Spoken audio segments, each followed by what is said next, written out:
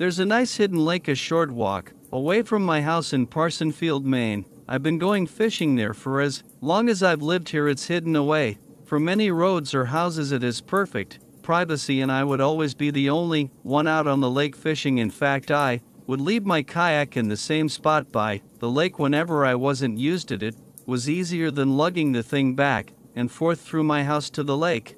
Anytime I wanted to use it, I would leave it leaning up against this huge tree. Every time the kayak is heavy enough to not fall over from a windstorm or anything, I also leave it covered to prevent critters from taking refuge inside. It was a warm summer's evening. I was out on the lake already for about an hour, and I'd caught a few trout already, which I'd thrown into the cooler. It was dusk at this point. The little bit of light left in the sky was disappearing behind the trees. I was going to bring it in soon, and just then I heard sounds from the edge of the lake. I turned and saw someone standing at the edge of the water, tipping a barrel of some kind over, pouring its contents into the lake. It looked to me like they were polluting the lake with something. I took it upon myself to yell out, "Excuse me, what are you doing?" The person looked up at me, and he then ran into the woods with the contents of the barrel still pouring into the water. I looked more closely at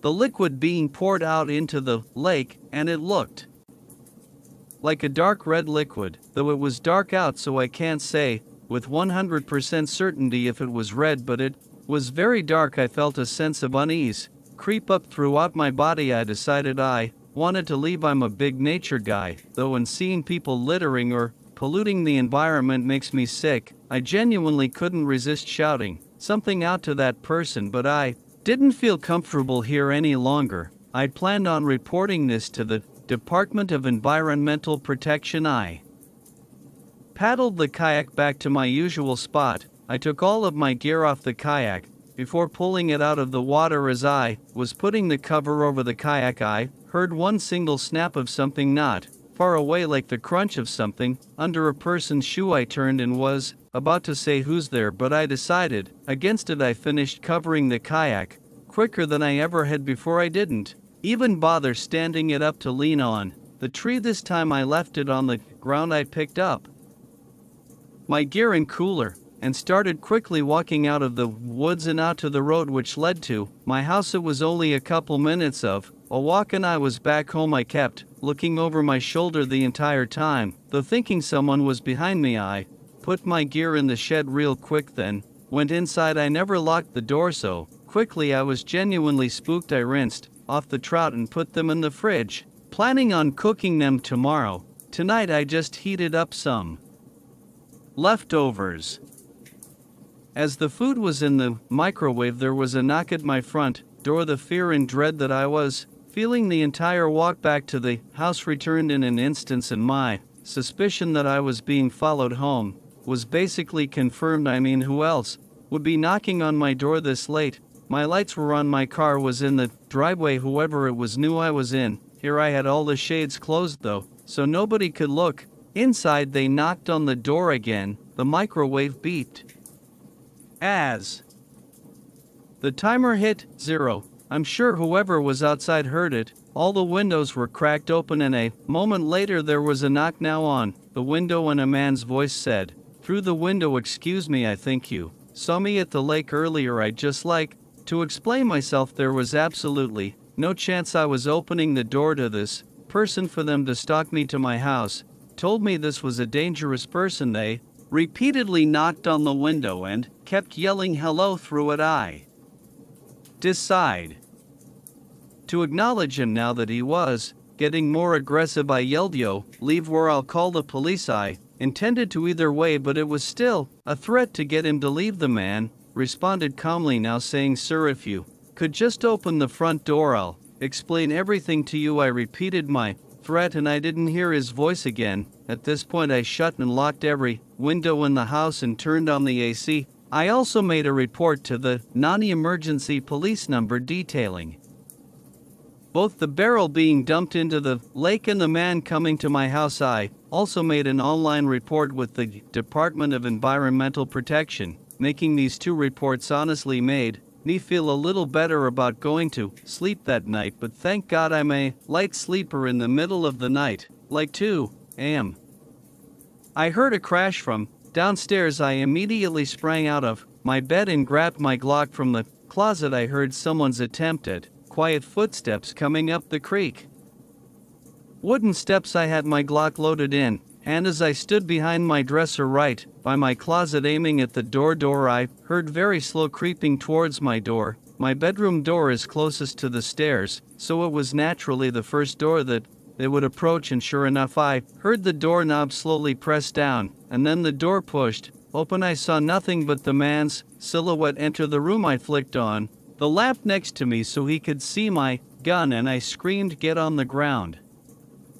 Now, he raised his hands in the air and seemed for a second to be motioning for me to calm down. He had a small blade in his hand. I told him to drop it, but then he said calmly, "I'm leaving," and he turned and ran for downstairs. I yelled at him to stop, but he clearly took the chance on me being too afraid to pull the trigger. I heard him leave through the front door. I ran downstairs to lock the front door right away and then call 911. My living room window was shattered. Glass was all over the floor. I kept my sight on that broken window until the police officer showed up. I had to explain that I already made a non-emergency report of what happened earlier in fear of waiting too long. By morning for the barrel to be gone in the darkness, I went with 2 of the officers who showed up to my house to where I saw that man dumping the barrel into the lake, but after 20 minutes of walking around looking for it, it was gone. The man must have made sure not to leave it behind. I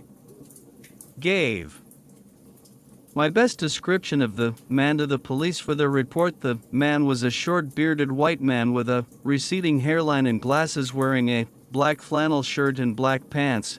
After the police left, I stayed in the living room all night with my gun next to me watching TV. No way in hell was I going to sleep with a broken window and some nut job out there. At dawn, my brothers came over to help me fix the window. My brother Dale stayed at the house while my other brother and I went to Home Depot to get the window and parts. Dale stayed at the house with me for a few nights till things cooled down. My not-so-wild theory is that the barrel contained human remains, possibly dissolved in some kind of acid. Why else would that man follow me home and then break into my house to potentially murder me? Trust your gut. If something feels wrong, I knew if I opened my door to that man, something terrible might have happened to me. Ever since I was a little kid, all the older me men in my family would take me fishing every opportunity they got. It was like some family ritual. I, being the youngest, meant that I was next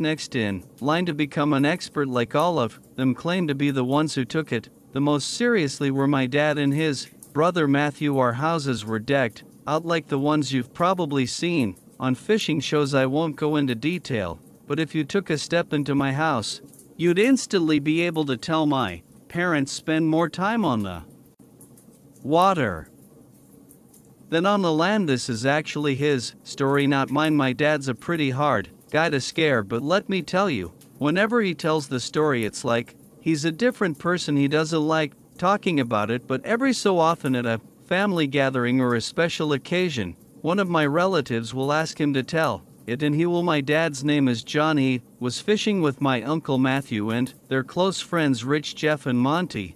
They had set out early before the sun had even broken the horizon, heading to a remote spot they had all agreed was prime fishing territory. This place was a couple of hours boat ride from the nearest marina, tucked away in a secluded cove-type area that few bothered to explore. It was known among them for its abundant bass on the occasional pike. The day started like any other fishing trip, with the boat cutting smoothly through the mist rising off the water, everyone sharing stories and jokes over the hum of the engine. They anchored the boat in a familiar cove surrounded by dense forest. Monty was the first to crack open a beer, even though it was so early in the morning. My dad tells me all the time that Monty is his wild friend, the one who tends to drink a little more than he should. They fished for hours, the only sounds being the occasional split flash of or hitting the water and their own laughter, and the occasional crunch of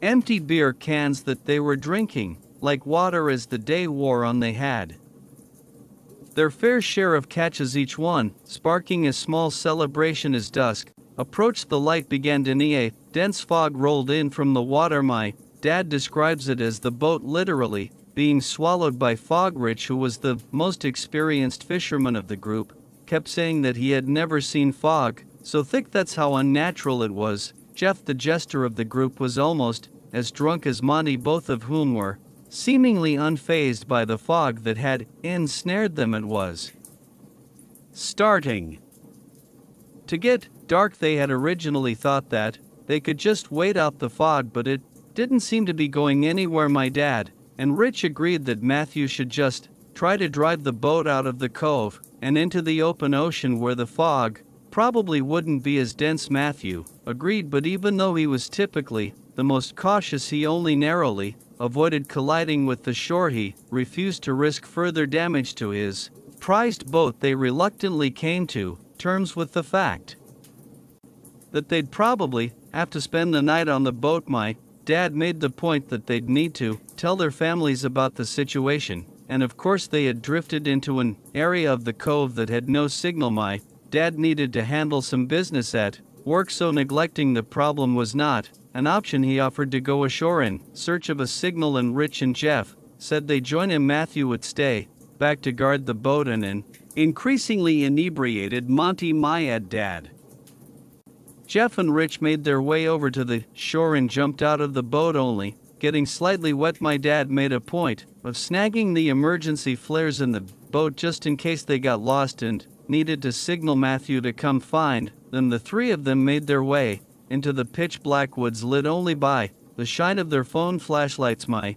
dad and his friends have all done their fair share of camping, so it wasn't like a forest scared them too much. They began trekking uphill, hoping that higher ground would give them a better chance of finding a signal. My dad always made a point of emphasizing how dark yet highly foggy the forest was. You could practically feel yourself slicing through the fog just as they were adjusting to the dense atmosphere. A series of strange clicking noises began to permeate the silence, first emerging from directly in front of them before encircling them completely. These sounds were unlike any forest sounds they were familiar with. It was rhythmic yet erratic, as if someone was tapping out a code meant only for the woods themselves. The distinctiveness of the noise made one thing clear: it was human-made. The realization that they weren't alone hit them like a freight train. Rich, the most seasoned of the trio when it came to outdoor survival,